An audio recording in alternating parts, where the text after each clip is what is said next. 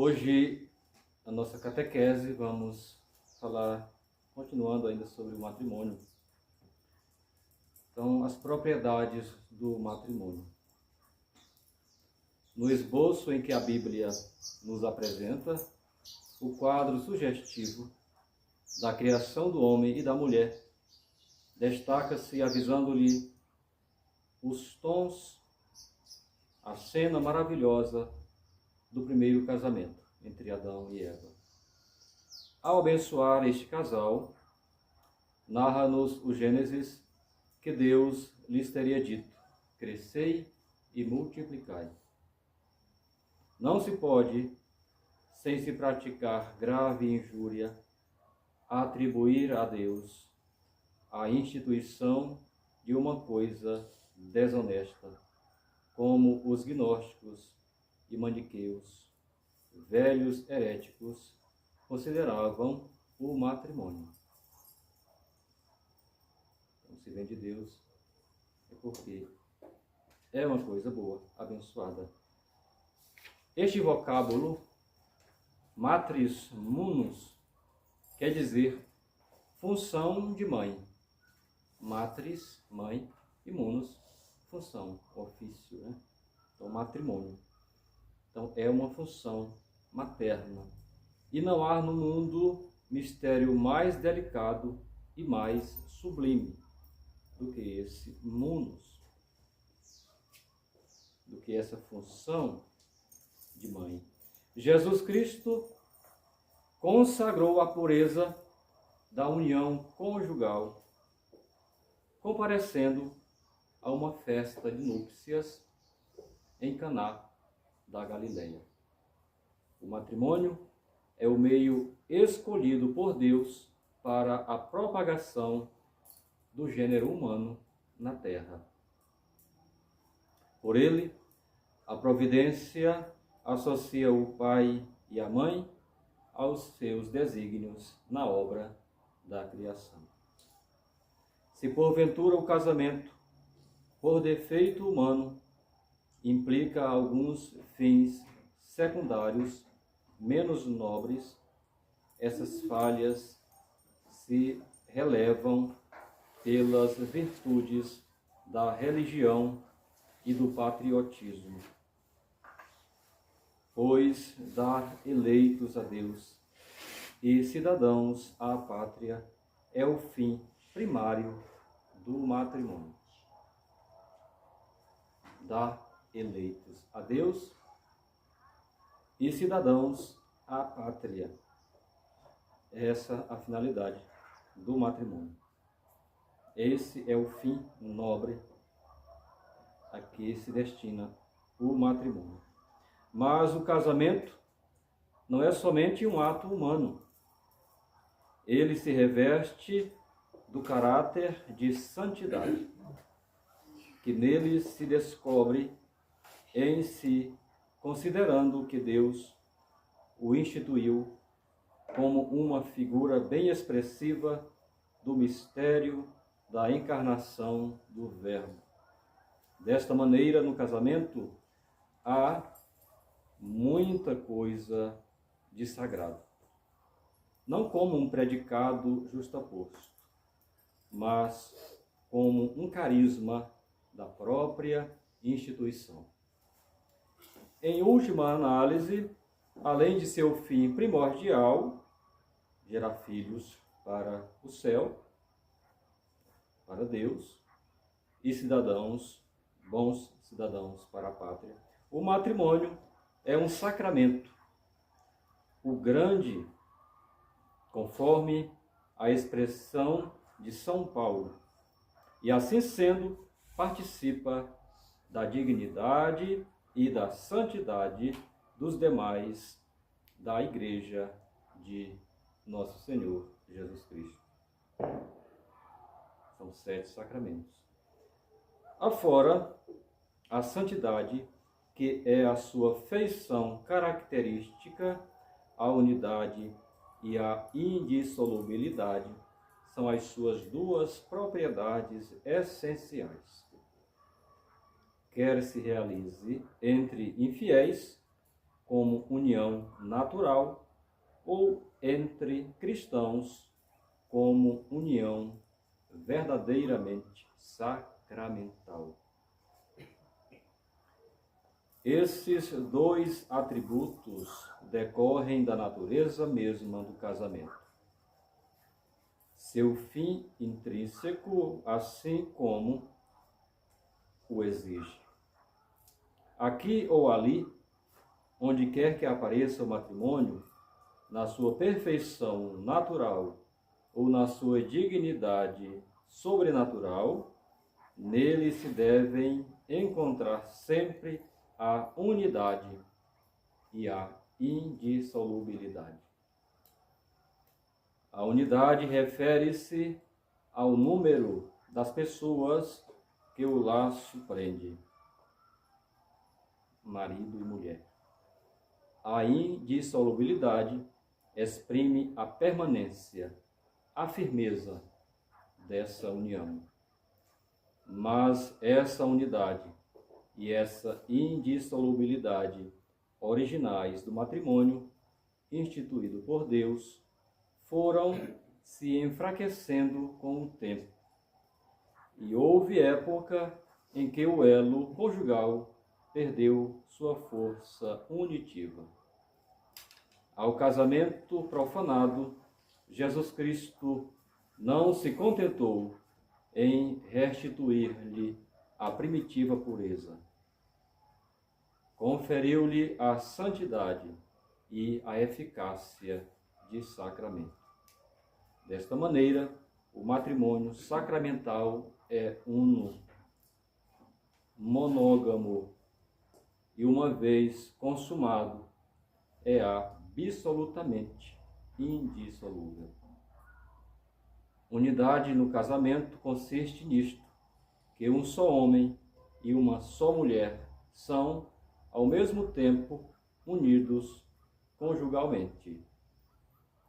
A monogamia é oposta à poligamia e à poliandria. A primeira é a união do homem com muitas mulheres.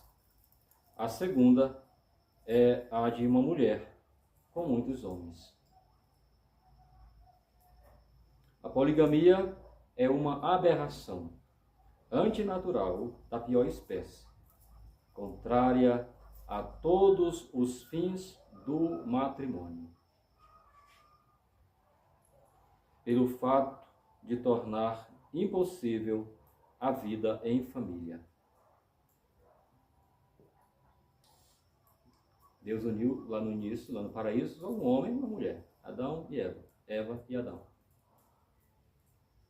Tudo que vem além disso é uma aberração e torna impossível uma família.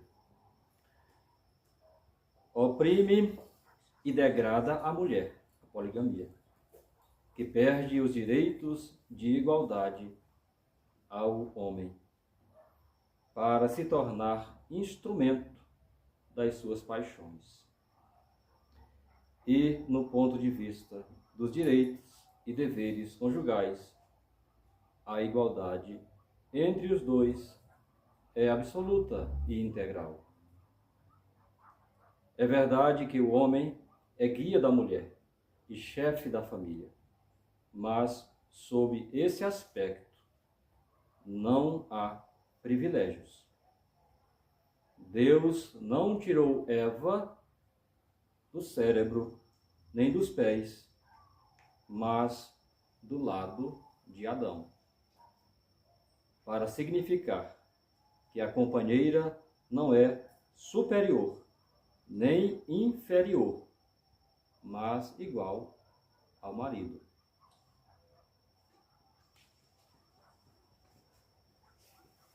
Deus, criando o gênero humano, não fez mais que um homem e uma mulher, Adão e Eva. Quando apresentou Eva e Adão, lhe disse: o homem deixará pai e mãe para seguir a mulher, porque os dois serão um. Estas palavras não teriam sentido se Deus, estabelecendo o casamento, permitisse a poligamia. De fato, durante os séculos que escoaram da criação ao dilúvio, não se encontra senão um bígamo, um homem e uma mulher.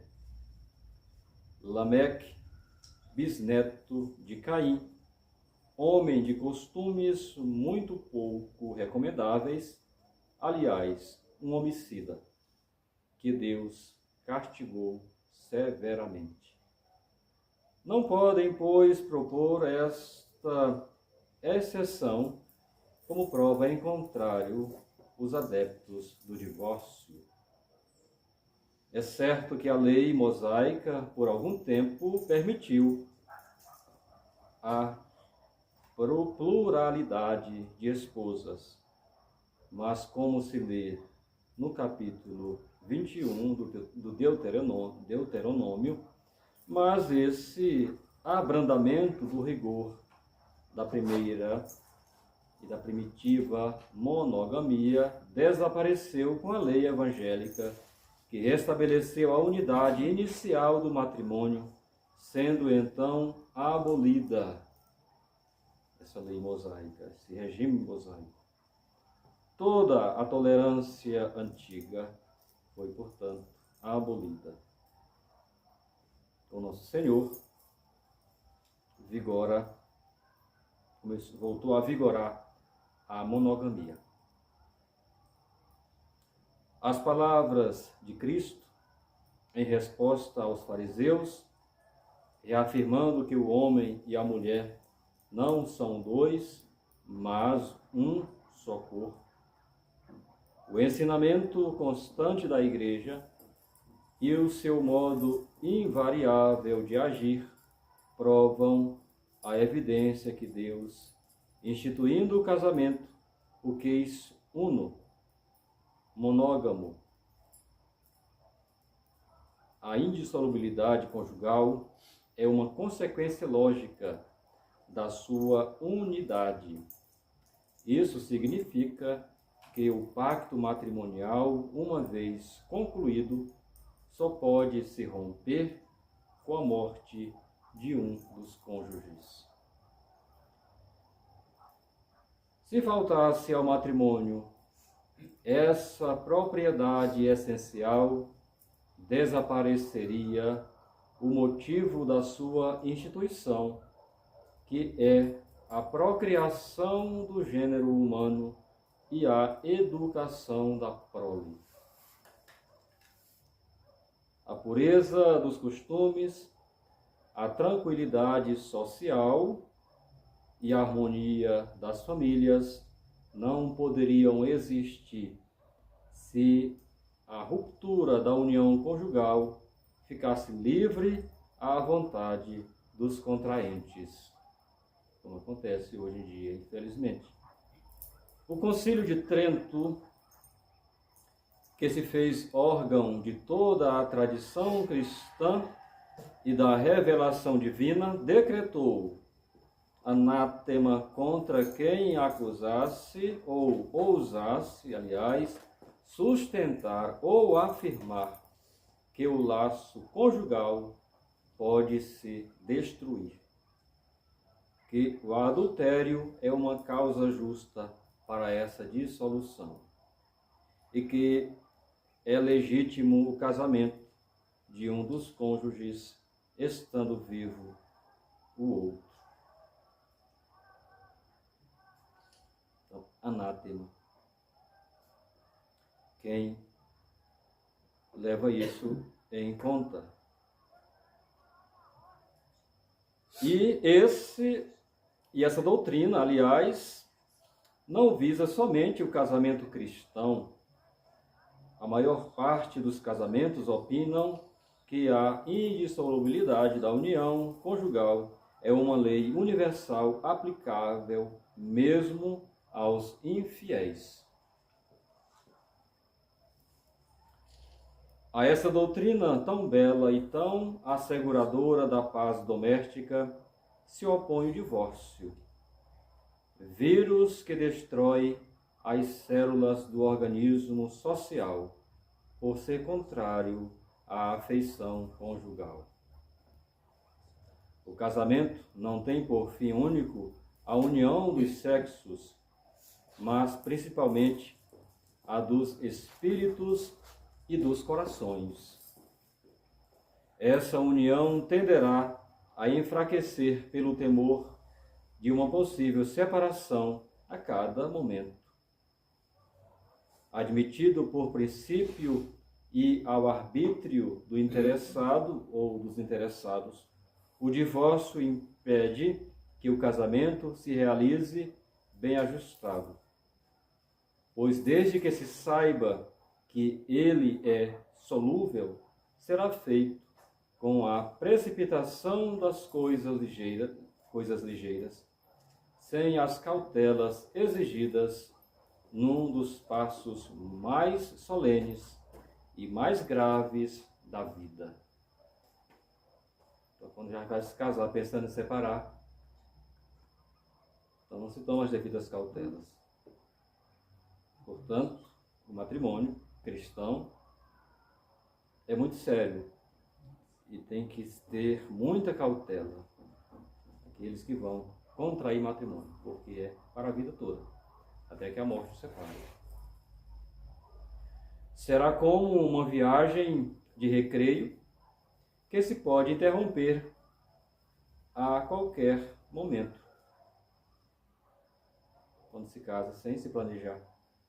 Não pode haver felicidade entre pessoas, aliás, que vivem na certeza de que se hão de separar.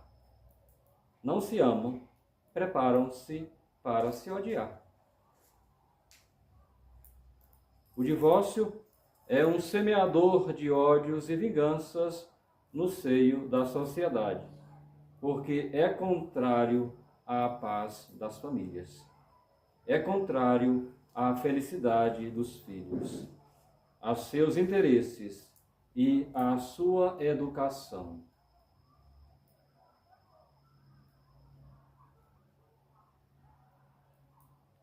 As pessoas que se divorciam fazem a abstração de Deus nos destinos da humanidade. É o ateísmo prático. No divórcio está a vitória da carne na luta contra o espírito. É o instinto dominando a razão.